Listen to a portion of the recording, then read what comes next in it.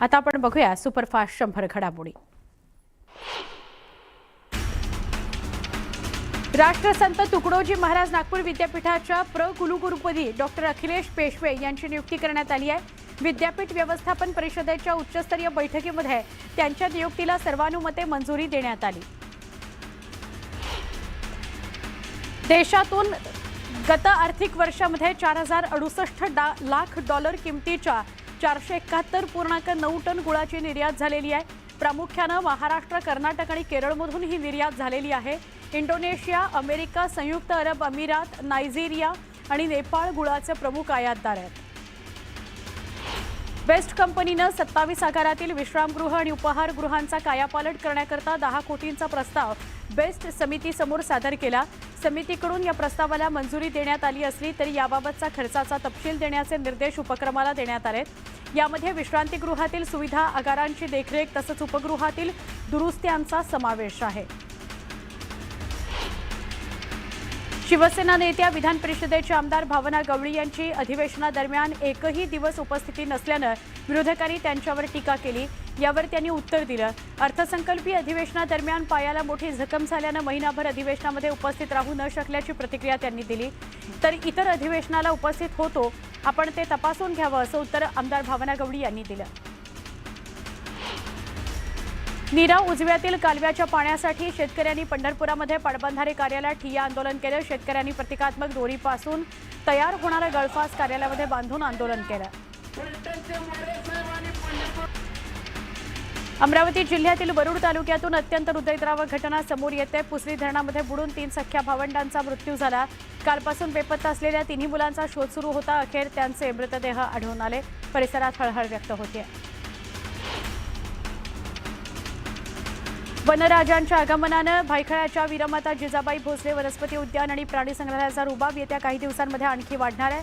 लवकरच आशियाई सिंहांची गर्जना मुंबईकरांना ऐकू येणार आहे। गुजरातमधील सक्करबाग प्राणी संग्रहालयाने जिजामाता प्राणी संग्रहालयाला 2 नर आणि 2 मादी आशियाई सिंह देण्यास तत्वतः मंजुरी दिलेली आहे। मार्च आणि एप्रिल महिन्यामध्ये घाम काढणाऱ्या उन्हाने मे महिन्याच्या सुरुवातीलाही नागरिकांना उकाड्याने हैराण केलं होतं। तरी आजपासून हवामानातील बदलामुळे उन्हाचा ताप कमी होण्याचे संकेत आहेत। मात्र विदर्भ आठवडाभर उष्णच राहणार आहे। उर्वरित राज्याला उन्हापासून दिलासा मिळण्याची शक्यता आहे। मुंबईचं कमाल तापमान 38 ते 36 अंशांवरून 32 अंशांवर खाली येईल। मध्य महाराष्ट्राचं तापमान 40हून 38 पर्यंत खाली येण्याची शक्यता आहे।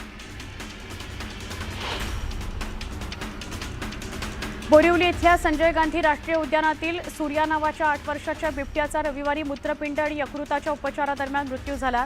2018 मध्ये अहिल्यानगर इथून 2 महिन्यांचं पिलू असताना सूर्या याला मुंबईत आणलं होतं। त्याची रक्त तपासणी आणि इतर निदान प्रक्रियेमध्ये त्यांच्या मूत्रपिंडामध्ये जुनं आणि गंभीर स्वरूपाचे विकार आढळले। 15 मे पासून त्याची प्रकृती खालावत गेली।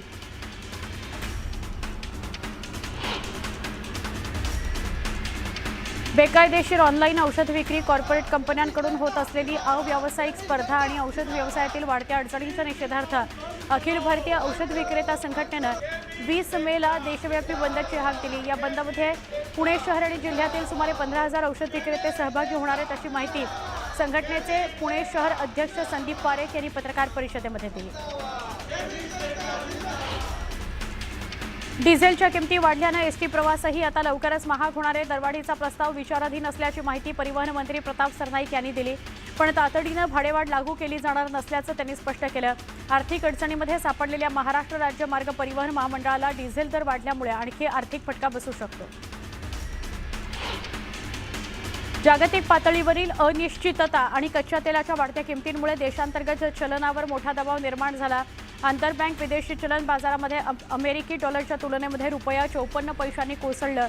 96.35 अशा आतापर्यंतच्या सर्वाधिक निचांकी पातळीवर आल्या। बाजार बंद होताना रुपया 96.20 प्रति डॉलरवर बंद झाला। पिंपरीमध्ये वीज पुरवठा खंडित झाल्यानंतर ग्राहकांना फोन करून तक्रार नोंदवण्याची कटकट लवकरच मोठ्या प्रमाणात कमी होणार आहे। महावितरणच्या स्मार्ट मीटर प्रणालीमध्ये विशेष सॉफ्टवेअर अपडेट करण्याचं काम सुरू असून एखाद्या भागात वीज पुरवठा खंडित होताच त्याची माहिती थेट महावितरणच्या नियंत्रण कक्षाला मिळणार आहे। त्यामुळे बिघाड शोधणं आणि वीज पुरवठा पूर्ववत करण्याची प्रक्रिया अधिक वेगवान होणार आहे। महत्त्वाची बातमी आहे बुलढाण्यामधून। बुलढाण्यामध्ये एटीएसची मोठी कारवाई बघायला मिळतेय। चिखली तालुक्यामध्ये एटीएस कडून कारवाई करण्यात आली आहे। अंतरी कोळी भागामध्ये पिस्तूल आणि काडतूस घेऊन आलेल्या शुभम पवार नामक युवकाला त्याच्या 2 साथीदारांसह अटक करण्यात आली आहे। केलेल्या कारवाईतून शुभम पवार याच्याकडून 2 पिस्टल्स आणि 92 जिवंत काडतूस तसंच कार आणि मोबाईल असा 7,05,000 रुपयांचा मुद्देमाल जप्त करण्यात आलेला आहे। इतक्या मोठ्या प्रमाणात शस्त्रास्त्र घेऊन मोठ्या घातपाताच्या तारीत असणाऱ्या तिघांवर एटीएसने वेळीच कारवाई केलेली आहे। यामुळे या प्रकरणाचा अधिकचा तपास एटीएस करणार आहे।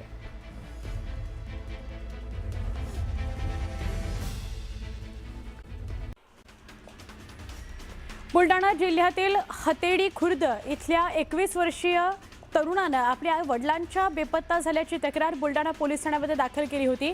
त्यानुसार पोलिसांनी मिसिंगची नोंद करून तपास सुरू केला, पण तपासादरम्यान मुलगा अनिकेत समाधान घाईवट यानं वडिलांची हत्या केल्याची कबुली पोलिसांसमोर आली आहे।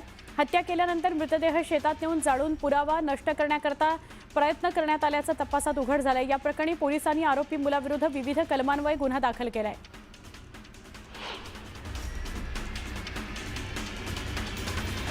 मुंबईतील नंदनवन इथल्या शासकीय निवासस्थानी उल्हासनगर महापालिकेतील सत्ताधारी शिवसेना नेत्यांची मुख्यमंत्री उपमुख्यमंत्री एकनाथ शिंदे यांच्यासोबत महत्त्वाची बैठक झाली। शहरातील प्रलंबित आणि महत्त्वाच्या विकास कामांना गती देण्याकरता या बैठकीत विविध निर्णयांवर चर्चा करण्यात आली असं कळतंय।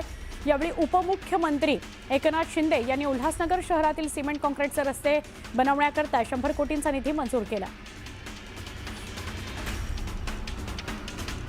धाराशिव जिल्ह्यातील वडजी शिवारामध्ये पोलिसांनी मोठी कारवाई केली। डोंगर परिसरात लपवून ठेवलेला तब्बल 62,48,000चा गुटखा जप्त करण्यात आला। पोलीस आणि स्थानिक गुन्हे शाखेच्या संयुक्त पथकाने ही कारवाई केली। कारवाई दरम्यान पोलिसांनी एका आरोपीला ताब्यात घेतलंय। 3 आरोपी मात्र घटनास्थळावरून पळून जाण्यात यशस्वी झाले। फरार आरोपींचा शोध घेण्याकरता पोलिसांनी पथकं तयार केलेली आहेत। हा सगळा मागे जो दिसतो तो गुटखा आहे।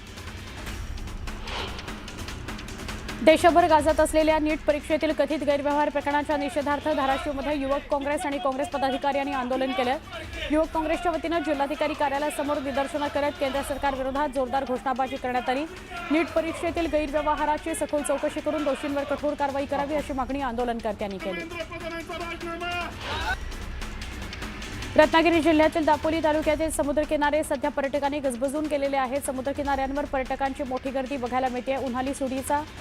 उन्हाळी सुटीचा आनंद घेण्याकरता राज्यभरातून पर्यटक कोकणात दाखल झालेले आहेत। स्वच्छ समुद्रकिनारे, निसर्ग सौंदर्य, ताजे मासे आणि कोकण मेव्याचा पर्यटक मनमुराद आनंद घेत आहेत। जळगाव जिल्ह्यातील धरणगाव शहरातील खत्री गल्ली परिसरामध्ये एका इलेक्ट्रिक मीटरमध्ये अचानक पेट या मीटरनं घेतला। आग लागल्यानंतर परिसरातील नागरिकांमध्ये भीतीचं वातावरण आहे। घटनेचा संगळा प्रकार नागरिकांनी मोबाईलमध्ये कैद केला आहे। गेल्या अनेक दिवसांपासून परिसरामध्ये लोडशेडिंग आणि वारंवार वीजपुरवठा खंडित होण्याच्या समस्या सुरू आहेत। संबंधित समस्येकडे दुर्लक्ष करण्यात आल्याचा आरोप नागरिकांनी केलाय। गिरणी कामगारांना मुंबई महानगर क्षेत्रामध्ये ठाणे, नवी मुंबई, रायगड या भागांमध्ये घरं देण्याचा पर्याय ठेवण्यात आला होता। मात्र या पर्यायाला गिरणी कामगारांचा विरोध असल्यानं आता मुंबईतच गिरणी कामगारांना घरं उपलब्ध व्हावीत यासाठी उच्चस्तरीय समिती स्थापन करण्यात आली आहे। 1.5 लाख गिरणी कामगारांपैकी आतापर्यंत 15,000 गिरणी कामगारांनाच गिरण्यांच्या जागेवर घरं मिळाली। उर्वरित गिरणी कामगारांना घरं देण्याकरता जागांचा पर्याय शोधण्यासाठी राज्य सरकारकडून नगरविकास विभागाचे अप्पर मुख्य सचिव असीम गुप्ता यांच्या अध्यक्षतेखाली ही उच्चस्तरीय समिती अहवाल देणार आहे। कराड इथं माजी खासदार आणि स्वाभिमानी शेतकरी संघटनेचे अध्यक्ष राजू शेट्टी आणि माजी मंत्री रयत क्रांती संघटनेचे अध्यक्ष सदाभाऊ खोत, रासपचे अध्यक्ष महादेव जानकर हे एकाच व्यासपीठावर पाहायला मिळाले। बळीराजा शेतकरी संघटनेचे संस्थापक अध्यक्ष पंजाबराव पाटील यांच्या जीवनावर आधारित लोकशाहीतील स्वातंत्र्य सैनिक या पुस्तकाचं प्रकाशन याच्या कार्यक्रमादरम्यान दोन्ही नेते एकाच व्यासपीठावर आले होते। चाळीसगावच्या शहरातील धुळे रोड परिसरामध्ये मध्यरात्री हॉटेल व्यावसायिक प्रफुल्ल बापूसाहेब देशमुख यांच्यावर धारधार शस्त्रानं जीवघेणा हल्ला करण्यात आला। यातील संशयित आरोपीनं जुन्या वादातून तसंच पैशांच्या मागणीच्या कारणावरून हॉटेल व्यावसायिकाला धमकी दिली। त्यानंतर त्यांच्यावर धारधार शस्त्रानं पाठीवर वार करण्यात आले। जखमी प्रफुल्ल देशमुख यांच्यावर खासगी रुग्णालयामध्ये उपचार सुरू आहेत। या प्रकरणी 2 जणांविरोधात गुन्हा दाखल करण्यात आलेला आहे। राष्ट्रीय स्वयंसेवक संघाच्या शताब्दी वर्षानिमित्त शहापूर शहरातील संघस्थान, ब्राह्मणअळी परिसर तसंच वासिंद इथं भव्य हिंदू संमेलनाचं आयोजन करण्यात आलं होतं। या कार्यक्रमामध्ये सामाजिक समरसता, संस्कार, राष्ट्रभक्तीचा जागर करण्यात आला। राज्यभरात 6 जूनला शिवराज्याभिषेक सोहळा मोठ्या उत्साहात साजरा झाला। याच पार्श्वभूमीवर मराठा ठोक क्रांती मोर्चाच्या वतीनं धाराशिवचे जिल्हाधिकारी तथा मंदिर संस्थानचे अध्यक्ष किरण पुजार यांना निवेदन देण्यात आलं। देवी तुळजाभवानीला दुग्धाभिषेक करण्यात यावा, तसंच मंदिराच्या प्रवेशद्वारावर भगवा ध्वज फडकवण्यात यावा अशी मागणी करण्यात आली। गोंदिया जिल्ह्यामध्ये ओबीसी संघर्ष कृती समितीच्या वतीनं संपूर्ण जिल्ह्यात जनजागृती मोहीम राबवण्यात येते। या मोहिमेअंतर्गत सुरुवातीला सालेकसा आणि नंतर आमगाव तालुक्यातील काही गावांनी जनगणनेवर बहिष्कार टाकला। यावेळी गावागावात फिरून ओबीसी बांधवांनी जनजागृती केली। जनगणनेमध्ये ओबीसी समाजासाठी स्वतंत्र कॉलमचा समावेश करावा अशी प्रमुख मागणी आंदोलनकर्त्यांनी केली। आरटी प्रवेश प्रक्रियेअंतर्गत निवड यादीत पात्र ठरलेल्या विद्यार्थ्यांच्या दुसऱ्या फेरीमध्ये आतापर्यंत 20,000हून अधिक पालकांना प्रवेशासंदर्भातील SMS पाठवण्यात आल्याचं शिक्षण विभागानं स्पष्ट केलं। पालकांना प्रवेश निश्चित करण्याकरता शालेय शिक्षण विभागानं 23 मे पर्यंत मुदत दिली आहे। रत्नागिरी जिल्ह्यातील बाणकोट वेळास या समुद्र किनाऱ्यावर दरवर्षी समुद्र धूप मोठ्या प्रमाणात होत असते। योगेश कदम यांच्या प्रयत्नातून या धूप प्रतिबंधक बंधाऱ्यासाठी तब्बल 4 कोटी रुपयांचा निधी मंजूर करण्यात आला। या कामामुळे स्थानिक नागरिकांसह पर्यटकांना मोठा फायदा होणार आहे। समुद्रधूप रोखण्यास मदत मिळणार आहे। विशेष म्हणजे कासवांचं गाव म्हणून ओळख असलेल्या वेळास गावालाही या प्रकल्पामुळे मोठा दिलासा मिळणार आहे। अमित ठाकरे एकदिवसीय नागपूर दौऱ्यावर आहेत। नागपूरमध्ये सुरू असलेल्या मनसे चषकाच्या क्रिकेट समारोपाला अमित ठाकरे उपस्थित राहणार आहेत। यावेळी नागपुरातील मनसैनिकांशी अमित ठाकरे संवाद साधणार आहेत। आज ते नागपूरच्या दौऱ्यावर आहेत। अहिल्यानगरमध्ये जिल्हाधिकारी कार्यालयावर सामाजिक कार्यकर्ते सचिन बबन शेळके यांनी लोटांगण आंदोलन केलं। नगर पुणे महामार्गावरील नारायण गव्हाण इथल्या प्रलंबित चौपदरीकरणाचं काम तातडीनं पूर्ण करावं, भूधारकांना योग्य मोबदला द्यावा, तसंच वारंवार होणाऱ्या अपघातांना जबाबदार अधिकाऱ्यांवर सदोष मनुष्यवधाचे गुन्हे दाखल करावेत अशी मागणी त्यांनी केली आहे। भाजप युवा मोर्चाचे प्रदेशाध्यक्ष कृष्णराज महाळिक यांच्या पंढरपूर दौऱ्यावेळी विठ्ठल मंदिराच्या बाहेर मोठा गोंधळ झाला। भाजप कार्यकर्त्यांनी विठ्ठलाचं थेट आणि VIP दर्शन मिळावं याकरता मंदिराच्या VIP गेटवर धक्काबुक्की केली, ढकलाढकली केली, गोंधळ केलेला दिसून आला। सांगली ट्री आर्मी चळवळीमध्ये सहभागी व्हा असं आवाहन अपक्ष आमदार सुहास बाबर यांनी केलं। एक झाड म्हणजे एक जीवन या विचारातून प्रत्येक नागरिकानं वृक्ष लागवड आणि संवर्धनात सहभागी व्हावं असं आवाहन आमदार सुहास बाबर यांनी केलं। एक अत्यंत मोठी बातमी आहे। मंत्री छगन भुजबळ, राष्ट्रवादी काँग्रेसचे मंत्री छगन भुजबळ यांनी मुख्यमंत्री देवेंद्र फडणवीस यांनी भेट घेतली आहे असं सूत्रांकडून कळतंय। समीर भुजबळही भेटीमध्ये उपस्थित होते असं कळतंय। राष्ट्रवादी काँग्रेसचा तिढा मुख्यमंत्र्यांच्या दरबारी गेलाय। याआधी आपण बघितलं की पार्थ पवार भेटून आलेले होते, मग काल सुनील तटकरे मुख्यमंत्र्यांना भेटून आले आणि आता मंत्री छगन भुजबळ हे मुख्यमंत्री देवेंद्र फडणवीस यांना भेटायला गेलेले होते। त्यांच्याबरोबर समीर भुजबळ सुद्धा होते असं कळतंय। आमच्या प्रतिनिधी प्रणाली यांना आपण अधिक विचारूया। प्रणाली, काय अधिक सांगाल या भेटीमागचं गुपित? राष्ट्रवादीचा जो वाद आहे हा आता मुख्यमंत्र्यांच्या दारी पोहोचलाय असं आपल्याला म्हणता येईल। कारण एका पाठोपाठ राष्ट्रवादीच्या 3 ते 4 महत्वपूर्ण नेत्यांनी या ठिकाणी मुख्यमंत्र्यांची काल रात्री भेट घेतली। खासदार सुनील तटकरे असतील, त्यानंतर मंत्री छगन भुजबळ असतील, धनंजय मुंडे असतील, मध्ये छगन भुजबळ यांच्याबरोबर समीर भुजबळ सुद्धा गेलेले होते। त्यामुळे राष्ट्रवादीच्या या सगळ्या महत्वपूर्ण नेत्यांनी काल मुख्यमंत्र्यांची भेट घेतली।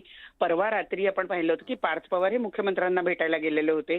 मुख्यमंत्र्यांनी या सगळा हा जो काही वाद आहे या वादाच्या अनुषंगाने त्यांच्याशी चर्चा केल्याचं कळतं आहे।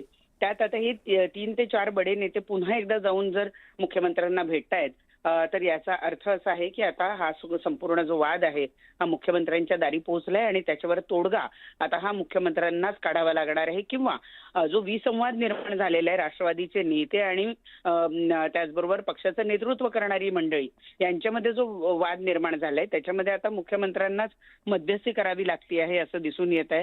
प्रत्येकाशी संवाद साधा असं जरी पार्थ पवार यांना सांगण्यात आलेलं असलं तर तत्पूर्वी या सगळ्या नेत्यांनी मात्र आपण पाहतो आहोत की मुख्यमंत्र्यांची भेट घेतली आहे। यातून एकूणच जर आपण बघितलं तर असं दिसून येत आहे की कुठे ना कुठे मुख्यमंत्र्यांनाच आता या प्रकरणात मध्यस्थी करावी लागते असं दिसून येत आहे। अगदी बरोबर आहे। धन्यवाद प्रणाली, आपण माहिती दिली त्याबद्दल।